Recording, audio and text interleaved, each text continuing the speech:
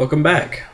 Now we move on to the Travel Journal of Dar Imberlon, which is a 4-page, supposedly handwritten, note and drawn map of just information that players are supposed to know. So, I mean, the point of this is you give your players all 4 pages. I believe this is the one You give them all 4, they read through it, and this provides the information for Glantri that they would ever need, at least to start with.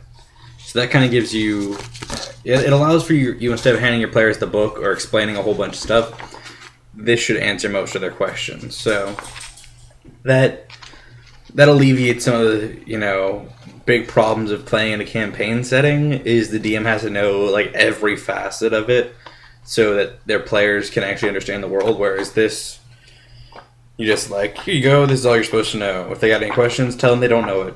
Or, if you want to give them that information, you can, but you don't have to. And it's 4 pages, so it really does cover pretty much everything you would need. So, I like this. It's even got this small little hand-drawn map of, I believe, the principalities of Glantri. So, that's pretty cool. Then we also have maps. Lots of maps.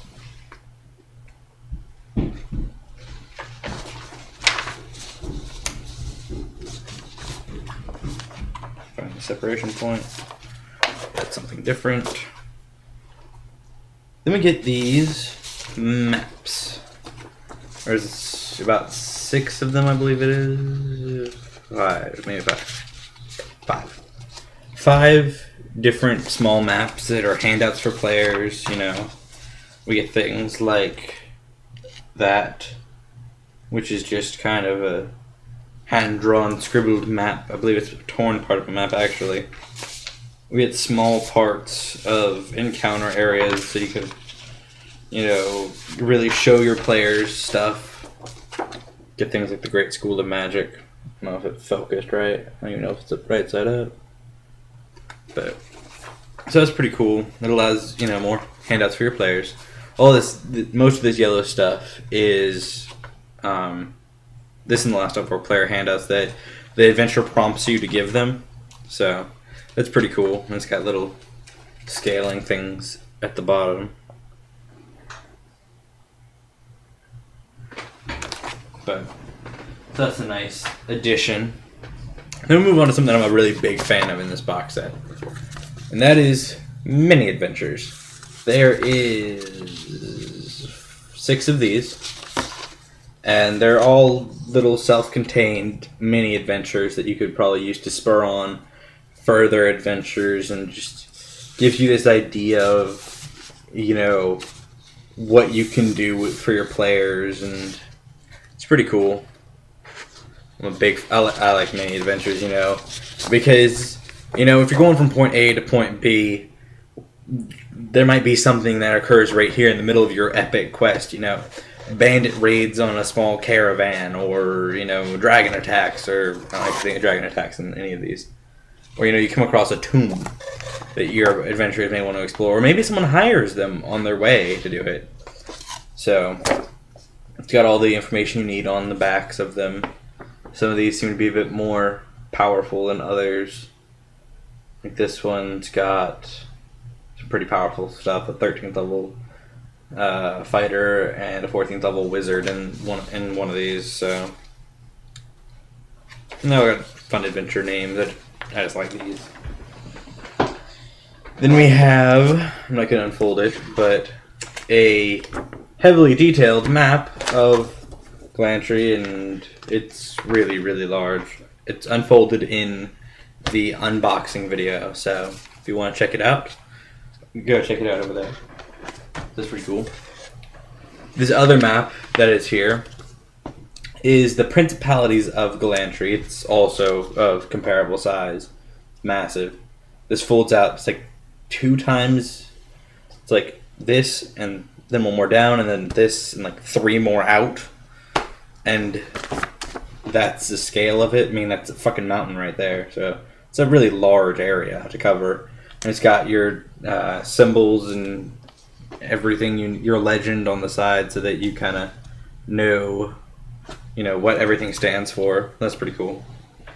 Now, with all these adventures that it's given you, and it's all tailored towards brand new players, it wouldn't be proper to not send you out with hero cards. Now, actually, I had never seen hero cards for 2nd edition before now. I thought it was kind of a thing of 4th editions and 3.5s and stuff like that. But they actually did make hero cards in 2nd edition, and this campaign is actually the only one I've seen it. But they're all level 1, they're pre-built, and they give you a,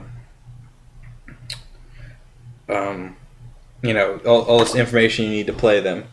You get background information on them. You get their skills. Actually, I think this is a thief wizard. Pedris de Gran is an elf thief wizard. You get the number of spells per day. You get all this stuff that you really need to know. It's all streamlined format, so I don't really know if it's left out any rules. Actually, no, I just saw that. That's in streamlined format. So if you're running this, you may have to add information to it, but you get background. There's Pedris de Gran. You get a fighter elf woman named Radrel Weirdlore,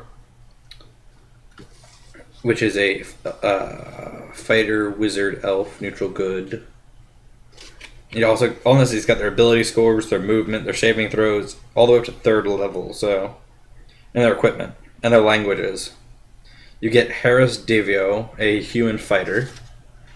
Alyssa Mafiz, a female thief human. Jella Darim, which is a female human wizard. Ambrosia Bremier, a female human wizard. Thanis Dentergin. Thanis Dentergin. Gin? I believe it's a man. Not positive. In my opinion, it could really go either way. But human wizard. And finally, Zacharel Dunn, human wizard, male.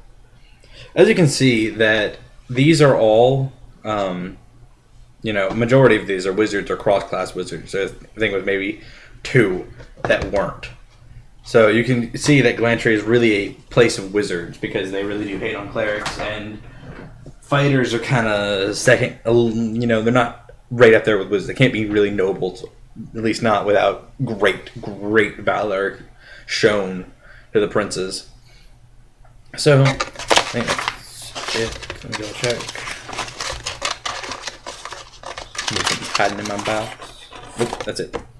So, ultimately, I'm a big fan of this box set after I read through it. It's got interesting lore, interesting things. They don't like clerics.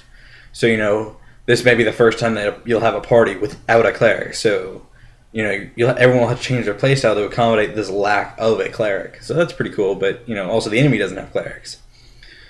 And, it's a high magic, so you get this entire new aspect of just fighting all the time.